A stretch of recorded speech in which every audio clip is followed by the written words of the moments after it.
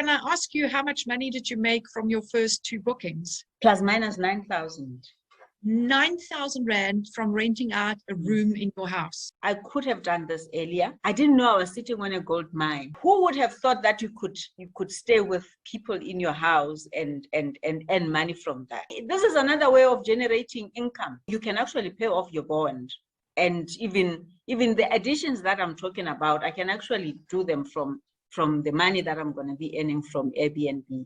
And the nicest thing is Airbnb collects the money on your behalf. You don't have to be chasing after people. In the traditional rental space, even the agencies, if the tenant is not paying, they were coming to you, the landlord, and say, oh, the tenant has not paid. So you have to be the one chasing after the tenant for the money, even though you have the agent. But now Airbnb does all that for you.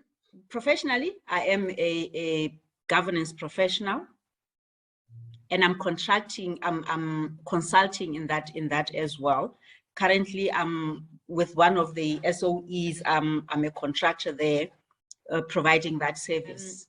For the longest time, I've been trying new things to try and make an extra buck, whether it's flower arranging, baking, network marketing, and real estate agency.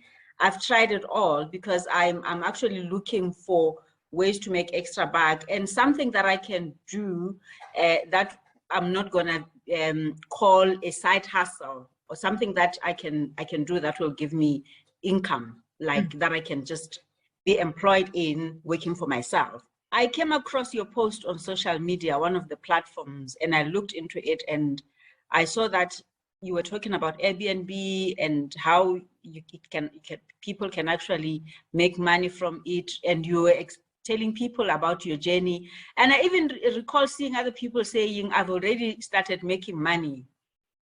But at that time, I didn't quite understand it, and I thought, if I only have my house, how do I do it? Because this is the house that I live in. You see, I had sold my investment properties. I had a rental property at one point in Riverhaven. I sold it because the tenant was giving me problems, massive problems, and I sold that property. I had another a townhouse flat, 2-bedroom flat in Melville. And again, the problem was I ended up paying the repayments from my pocket because the rent was not forthcoming. It was coming in late, and it was just a mess. And I sold that one as well. So when I saw this, I was like, okay, but I only have this property. I don't have other property. What's going to happen? But lo and behold, I came across you again at one point, and I think this time I listened to what you were saying. So I decided to go in. I remember you were saying, oh, Nthabiseng, I can't wait for you to get your first booking. And I was like, yeah. Lo and behold, on the 30th of December,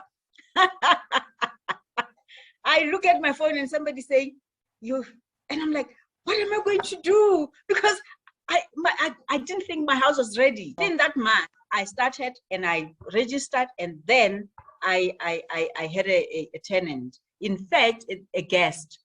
And my first guest was here for the weekend, and they extended for a few days. And then on the 4th of January, somebody else came. They stayed for a month.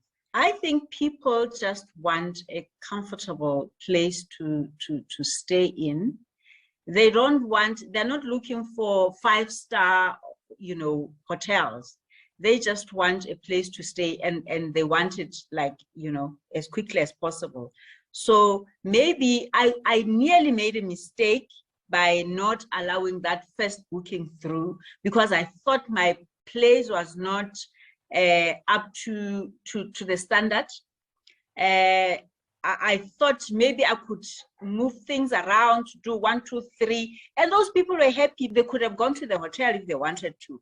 Yes. But they chose here because they want that homely feeling where they can actually cook their own meals. I know as a person, I'm still thinking, no, maybe I could have put, garden chairs somewhere. And I think those are the things that one can do once the money keeps coming you know, once you have a lot of bookings, because you would have income, disposable income to do all those things. But it's not something that you desperately need to do and spend money on before you start making money. I know we want our places to be comfortable, to be perfect. Did you ever think you would be able to make 9,000 Rand in a span of 5 weeks worth of bookings out of a property in Wilrow Park? Not a property, a room in your house. Did you ever think you would make that money in such a short space? I didn't think it. No, I didn't think it's possible. I really didn't think it's possible. I didn't, you know, because the only thing that you can think of is a family member coming to stay with you for free. When you had your apartment in Melville, or was it Melville? Yes, it was in Melville. How much did the tenant, okay, we know the tenant paid when he wanted to, and sometimes he didn't pay at all. How much was your rental that you charged in Melville every month? My rent, 7,000 at that time. Yeah. 7,200. And here you make 9,000 Rand out of a room in your house. So imagine a house, a room in Roodepoort as compared to a 2-bedroom flat in Melville. In fact, if I still had that flat, I think I was going to make a killing. But all is not lost. I've learned this way of making money.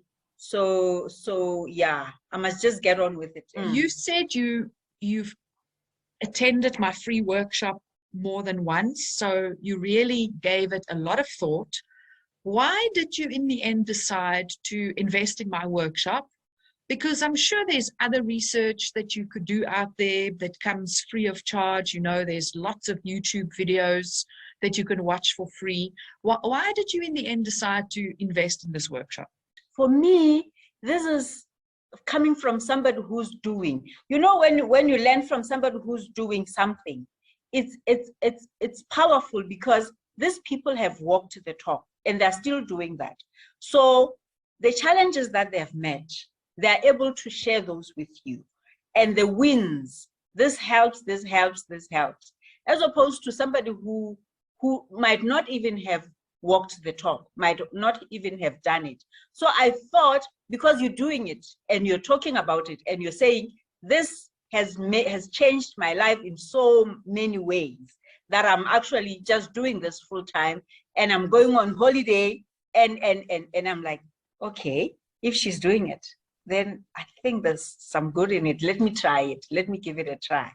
And the other thing is that personal touch. You know, the other thing is you are South African.